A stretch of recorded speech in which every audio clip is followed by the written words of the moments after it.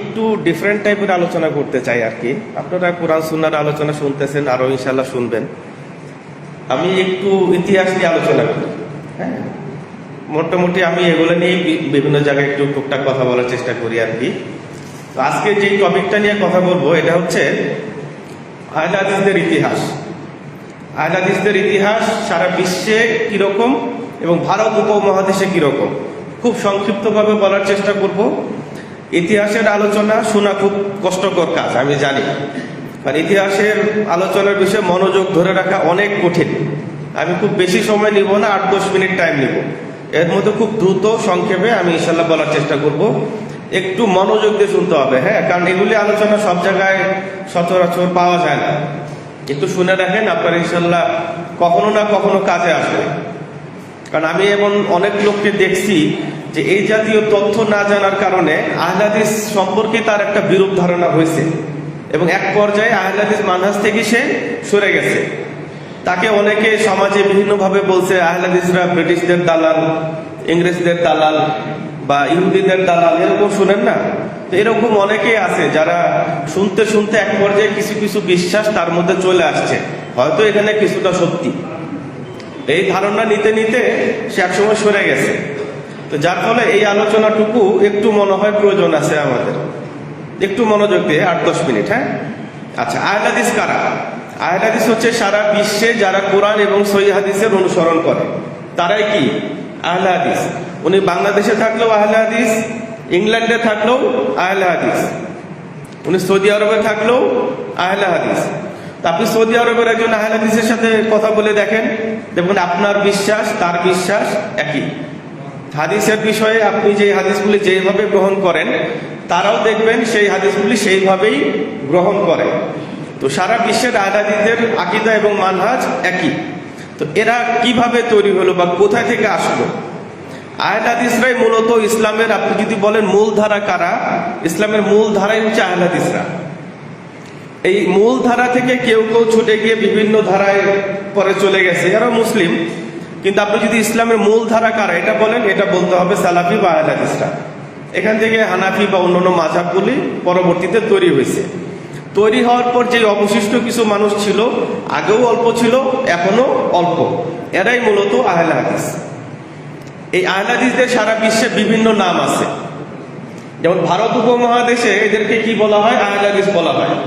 আপনি যদি সৌদি আরবে যান, ওখানে কিন্তু আমার আহলে হাদিসটা ওইভাবে প্রচলিত না এই নামটা, ওখানে তারা চিনে হচ্ছে সালাফি নাম দিয়ে। আপনি যদি মিশরে যান, তাদেরকে বলা হয় আনসারুস সুন্নাহ। তারপর কিছু কিছু জায়গায় আছে তায়েফে মানসুরা। ভারতবর্ষের 200 বছরের যে ব্রিটিশ শাসন, এই ব্রিটিশ শাসনে একমাত্র সশস্ত্র এবং বড় বিপ্লব সংঘটিত হয়েছিল, সেই বিপ্লবের নেতৃত্ব দিয়েছিল আহলে হাদিসরা। ঠিক আছে? আচ্ছা, তো 1831 সালে বালাকোটে একটা যুদ্ধ হইল। বালাকোট যুদ্ধে শাহ ইসমাইল শহীদ এবং সৈয়দ আহমদ বেরলভী রাহিমাহুল্লাহ শহীদ হয়ে গেলেন, তারা মারা গেলেন। তাদের আরেকজন শিষ্য ছিল শহীদ তিতুমির। তিতুমিরকে দায়িত্ব দেওয়া হয়েছিল পশ্চিম বাংলা এলাকায়। আমাদের এটা তো পূর্ব বাংলা, বাংলাদেশ যেটা, পশ্চিমবঙ্গ এলাকায় দায়িত্ব দেওয়া হয়েছিল শহীদ তিতুমিরকে। সৈয়দ আহমদ বেরলভী স্বয়ং ওনাকে দায়িত্ব দিয়েছিলেন যে তুমি ওয়েস্ট বেঙ্গলটা ইংরেজদের বিরুদ্ধে যুদ্ধ করো। তো উনি ওখানে যুদ্ধ করতে করতে 1831 সালে শেষের দিকে মারা গেলেন, শহীদ হয়ে গেলেন, বড় একটা দল সহ। এরপর আরেকটা ধারা চালু ছিল।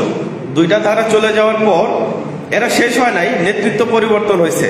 সৈয়দ আহমদ বেরলভী এবং শাহ ইসমাইল শহীদ রাহিমাহুল্লাহ মারা যাওয়ার পর এটার দায়িত্বে আসলেন মাওলানা বেলায়েত আলী, বিহারের লোক।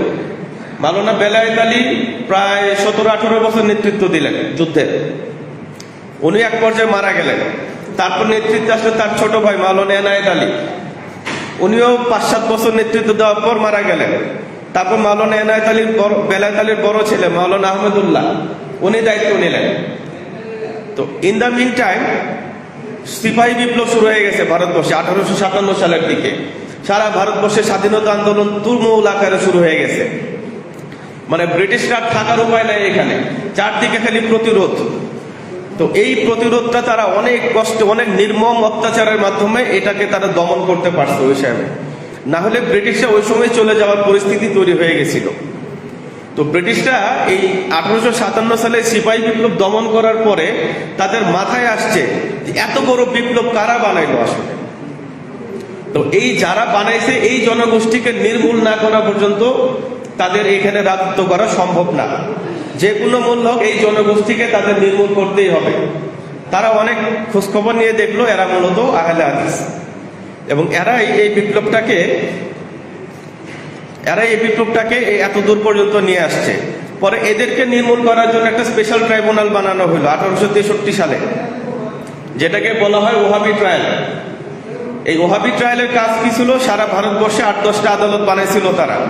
এই আদালতে বিভিন্ন জায়গা থেকে ওহাবি বা আহলে হাদিসদের ধরে এনে এখানে বিচার করত। কারো ফাঁসি, কারো আন্দামান দ্বীপের জেলখানায় সারা জীবন আজীবন জেল, হ্যাঁ, সম্পত্তি বাজেয়াপ্ত। তো এইভাবে করে আহলে হাদিস জনগোষ্ঠীকে নির্মূল করা হলো। আপনি দেখবেন একটা জিনিস খেয়াল করে, গত 200 বছরের মধ্যে অনেক মাদ্রাসা হয়েছে ভারতবর্ষে, হানাফি মাদ্রাসায় মূলত।